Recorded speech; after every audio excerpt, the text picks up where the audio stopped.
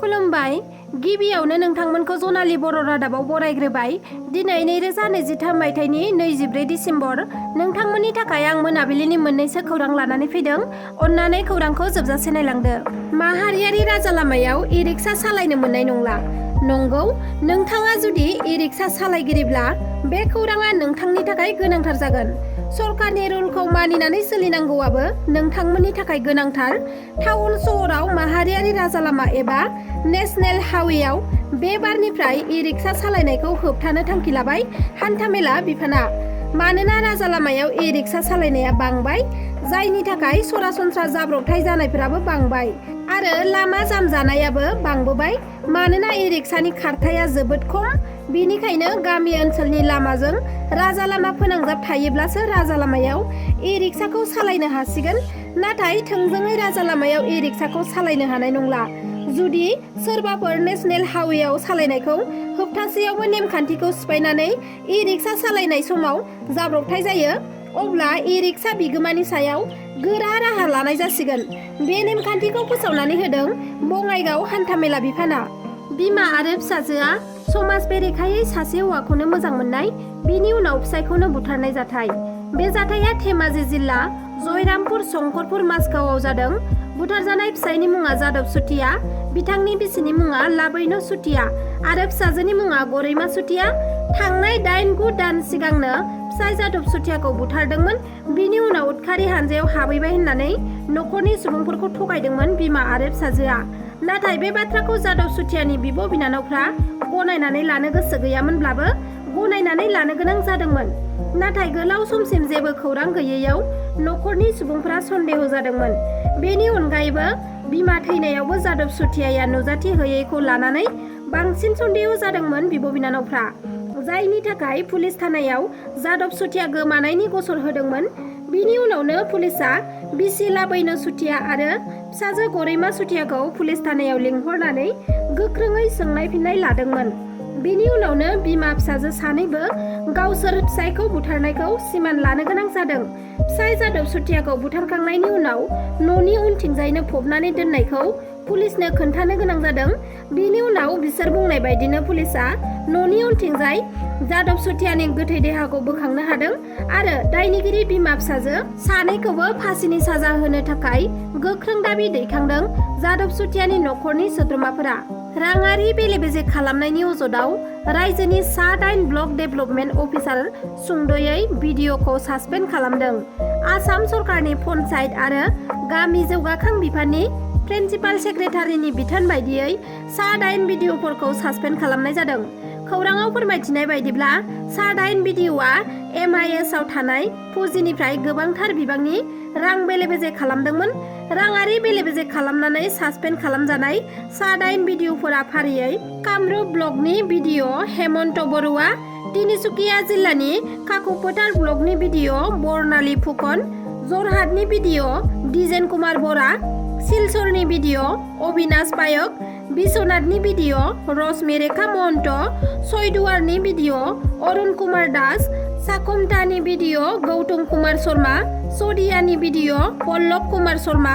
Report बायदिब्ला हेमन्त बरुवाया आयेन बेरेखायै 2,95,022 रांनि मुवा बेसाद दिहुननायनि दायाव सासपेन्ड खालामजादों। बेबादिनो बर्नाली फुकनआ एनरेगानि फुजिनिफ्राय 62,989 रां दिहुनखुमादोंमोन।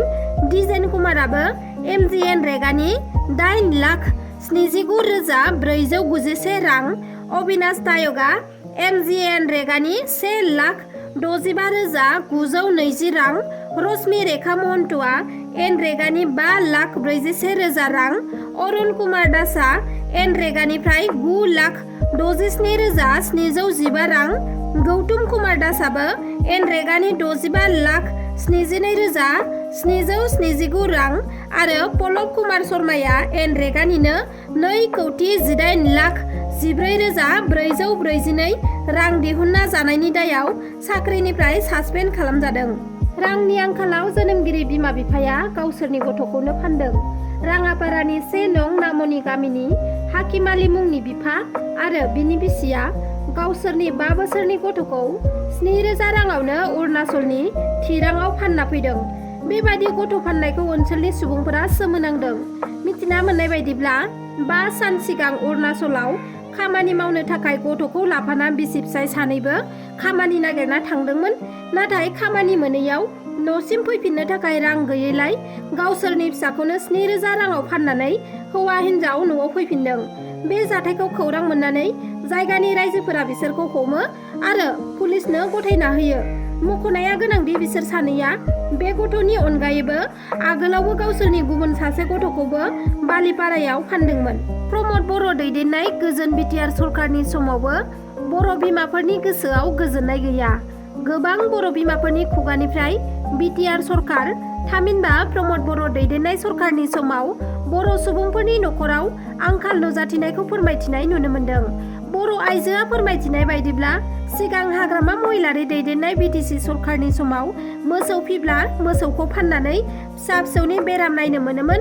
नाथाय दा प्रमद बर' सरकार सालायनायनिफ्राय मोसौ फिनानै मुलाम्फा गैला। मानोना गोबां खस्थ'नि गेजेरजों मोसौ फिनायखौ 25,000 मोननो गोनां मोसौखौ 10,000 राङावनो फाननो गोनां जादों होनना फोरमायथिदों माखासे बर' बिमाफोरा। आरो गाव फिनाय मोसौखौ जुदि गावनो फाननो मोनाब्ला माबोरै सोलिनोबो होनना बुंथिबावदों आइजोआ। सिगांनि समाव मोसौ फाननानै बेराम आजार नायजानो हायोमोन। बिनिखायनो बिपिएफ सरकारखौनो जों मोजां मोनो। हाग्रामा महिलारिखौनो सरकाराव लाबोफिनना आलो गोजोनै रायजो जानोसै होनना बुंनायखौबो ससियेल मिडियानि गेजेरजों नुनो मोन्दों। मैया गसाइगाव महकुमानि सिङाव थानाय गाम्बारिबिल गामिनि गेवलां गेलेग्रा फोथाराव कसुगाव ब्लक बिपिएफनि बानजायनायाव गिदिरथार सुबुंगमा हाबाफारिजों लोगोसे गेदेरथार जयनिं हाबाफारि जानानै थाङो। मख'नो गोनांदि बे जयनिं हाबाफारियाव गोबां रोजा रोजा बिपिएफ राजखान्थि हान्जाखौ मोजां मोनग्रा सुबुंफोरा बाहागो लानायजों लोगोसे बारग' एनडिएफनिफ्राय गासै सा 150 सोद्रोमाफोरा बिपिएफ दोलोआव जयेन जादों। बेनि अनगायैबो 2,000निबो बांसिन इउपिपिएल, बिजेपि आरो गुबुन गुबुन राजखान्थि हान्जानिफ्राय गोबां मावथि सोद्रोमाफोरा बिपिएफ राजखान्थि हान्जायाव जयेन जाफैदों। बे हाबाफारियाव गाहाय आलासि महरै बाहागो लाफैदोंमोन बिटिसिनि बारग' चिफ हाग्रामा महिलारिजों लोगोसे क'क्राझार बिधानसभा बियाबनि एमएलए रबिराम नार्जारि, एमसिएलए मृत्युन्जय नार्जारि, प्रकाश बसुमतारी आरो गोबां बिपिएफ राजखान्थि हान्जानि गोजौ थाखोनि दैदेनगिरिफ्रा बाहागो लादों। बे हाबाफारियावनो बाहागो लानानै हाग्रामा महिलारिया प्रमद बर' दैदेननाय इउपिपिएल सरकारा जेबो खामानि मावनो हायाखै, खालि गावनि मुलाम्फानि थाखायल' खामानि मावदों आरो प्रमद बर'खौ रावबो रायजो राजाफ्रा मोजां मोनला। बिनिखायनोथ' दिनै इउपिपिएल दोलोखौ नागारनानै बिपिएफ दोलोआव रायजो राजाफ्रा लोब लोब हाबफैदों होननानै रोखायै फोरमायथिदों बिथाङा। खौराङा बेखिनियानोमोन। नोंथांमोना जुदि आंनि खौरांखौ नायनानै मोजां मोनदोंब्ला अन्नानै लाइक, शेयार, साबस्क्राइब खालामना होगोन होनना मिजिंथिबाय। एसेनोसै, गोजोन्थों।